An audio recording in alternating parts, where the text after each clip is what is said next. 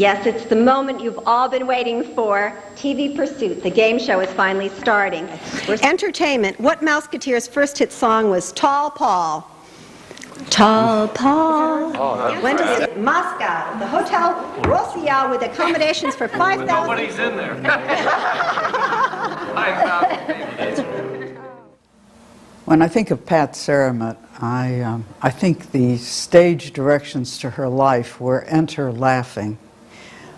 Pat, you could always hear Pat coming, whether you were in Town Hall or at the West Hartford News or at the Elbow Room. You knew it was Pat by her laughter and the sound of her voice. We do have, it is official a little bit, Colin. We have Nan Lewis-Glass, our town clerk, who is standing back off camera, very shy woman, if you do know her, but she has a formidable bell, which she will clang whenever she feels like it. Aha! She's better than Clarabelle. So you may hear from her from time to time, but with these kind of teams, probably there'll be no question at all. Did you actually point out that she's the judge? Oh, the judge, yes, that is her title. Well, she's just not sitting there ringing a bell for no reason. Oh, Colin, don't embarrass me in front of the league. Okay.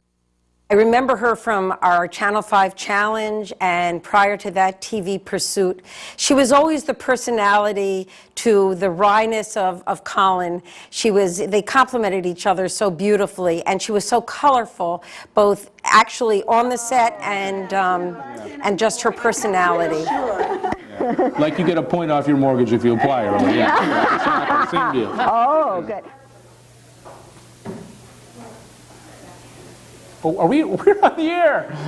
You know, I sometimes get terrified that we're going to do a television show here by accident. I'm Colin McEnroe. I'm here with yes, it's a good thing there's not a show going on right now. I'm Colin McEnroe. I'm here with my glamorous friend Pat Seremet, and welcome to the greatest bake sale on earth.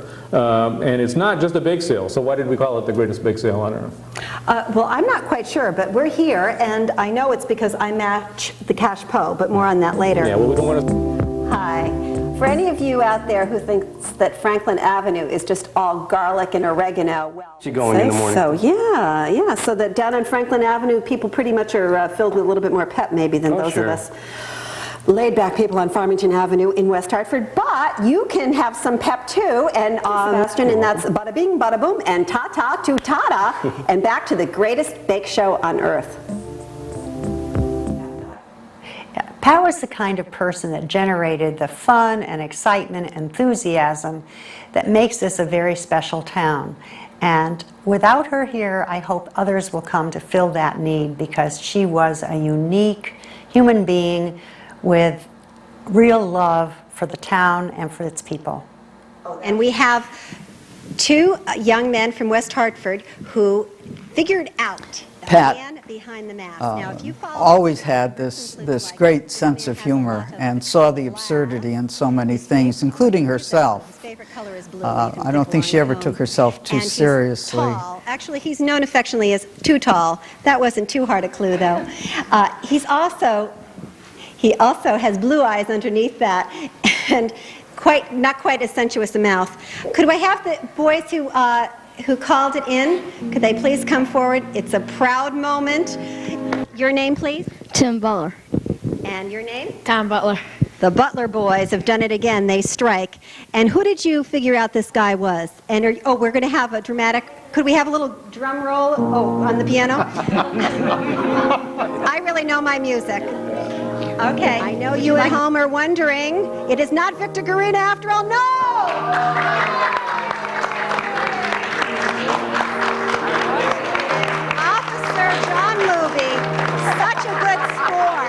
Such a good sport to do this. All this, I don't think you sweat this much on the job, do you? Haven't for many years. He's an officer in the community relations and crime prevention. And how did you kids guess that it was he? My mom said it was the resemblance was the same from high school. Pat was a tremendous personality, but she was also a tremendous person. Loving, compassionate, funny, a good friend through happy times and not so happy times. Pat was always the first to congratulate you or to console you, and think of her fondly in that way. But among other things, she was also a terrific newspaper woman. She really had a wicked way with words and also understood what made a good story. Well, I've participated in a number of tributes through WHC events, and my recollection of Pat is attending those tributes and always making sure that she touched base with every single person there, finding out why they were there, what was their story, and then reporting on it the next day in Java. She was a kind of a glue that held everybody together at those events. Pat had agreed to co-host this evening on the 25th celebration of West Hartford Community Television. She was a wonderful woman, a very special lady who had a soft spot for the station and the community. And she has a very special spot in our hearts.